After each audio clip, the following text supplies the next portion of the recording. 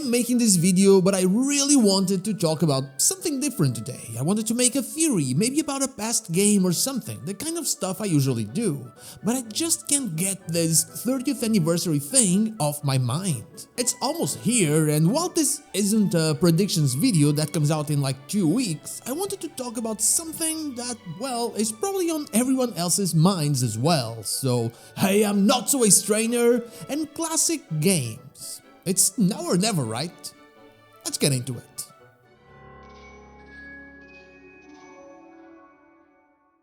Pokemon is on the NSO. We have the original Pokemon Snap, both Pokemon Stadiums are there, Pokemon Puzzle League for the N64, Pokemon Trading Card Game for the Game Boy, and Pokemon Mystery Dungeon Red Rescue Team for the Game Boy Advance. We even had the announcement of Pokemon Colosseum and Pokemon XD Gale of Darkness for the Nintendo GameCube, although it feels like they have forgotten about those two in the meantime. Seriously, I could say it's now or never for these two as well. With all of that said, then taking the GameCube titles off of what I'm about to say, those aren't really the kind of Pokemon games we want to see on the system.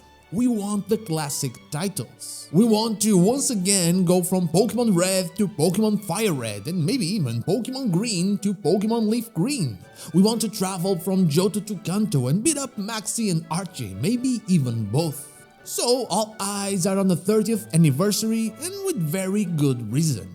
10 years ago, as part of the 20th anniversary of Pokemon, we saw the release of not only Pokemon Sun and Pokemon Moon, the first two games of Gen 7, but also the release of Pokemon Red, Blue and Yellow on the Nintendo 3DS Virtual Console. Japan also had Pokemon Green as part of the releases, of course.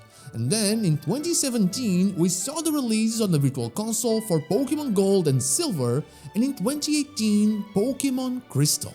But it all started with the celebration of the 20th anniversary. That's what opened up the floodgates for something that was obviously a good idea: selling old games as digital-only products.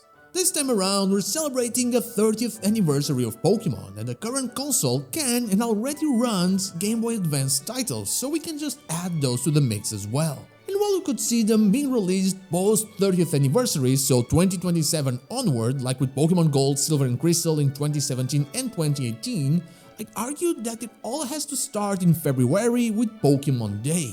After all, the timing is almost the most perfect it could be. When we learned that we wouldn't get a main title in 2024, I was almost sure that they would surprise us with these games. It just made sense.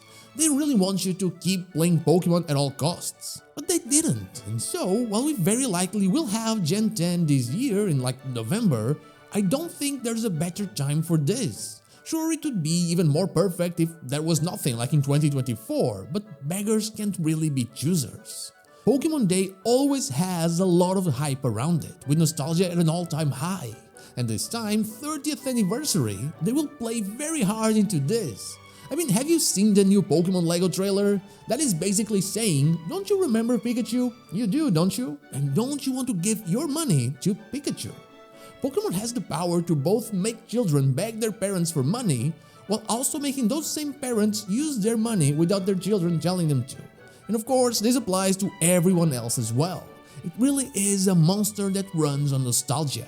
They could really get a lot by either releasing them on the Switch as part of the NSO or as part of some kind of collection or digital-only product. That part is honestly completely irrelevant for this. Money would be made.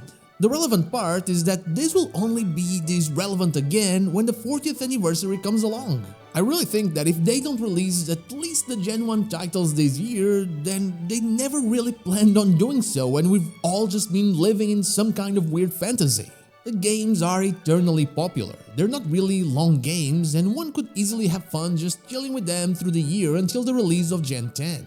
I mean, we're likely only getting mega events for ZA, and there's only one left waiting to be released. Even with Pokemon Champions coming out, most of the fandom is not on the competitive side, and well, if we take only the nostalgia into account, most of those fans, the nostalgia fans, are probably not even on the casual side. It would also go very well with the apparent quote-unquote lack of remakes mentality that has not only taken over the community online, but also the company itself. There were no remakes in Gen 9, the Legends game was from the Gen 6 region. Sure, we visited Unova during the Scarlet and Violet DLC, the most likely candidate to getting a remake in Gen 9, but that was it. Just the Blueberry Academy and not really the region from Gen 5. Let us play those old titles and don't even look back at remakes again. Let Kanto sleep, let Johto sleep, let Hoenn sleep. Making new games in those regions is just the best way to bring them back from the past. Let BDSP be the final one, as it already felt like a remake that wasn't supposed to exist anyway. It would also be a wonderful gift for us that are going to be waiting for news for very long. It's a new trailer in Pokemon Day, but we all know that only in June are we getting something new. And in my mind, there's no better way to wait it all out with the Gen 1 playthrough on the Switch. But what about you? How do you feel about this whole thing? Do you see them releasing the titles? Do you feel like I do and think it's now or never because of the 30th anniversary? Let me know down below if you have any other ideas about the topic. Now, that is all I have for you today. Thank you so much for watching, and I'll see you all on the next one.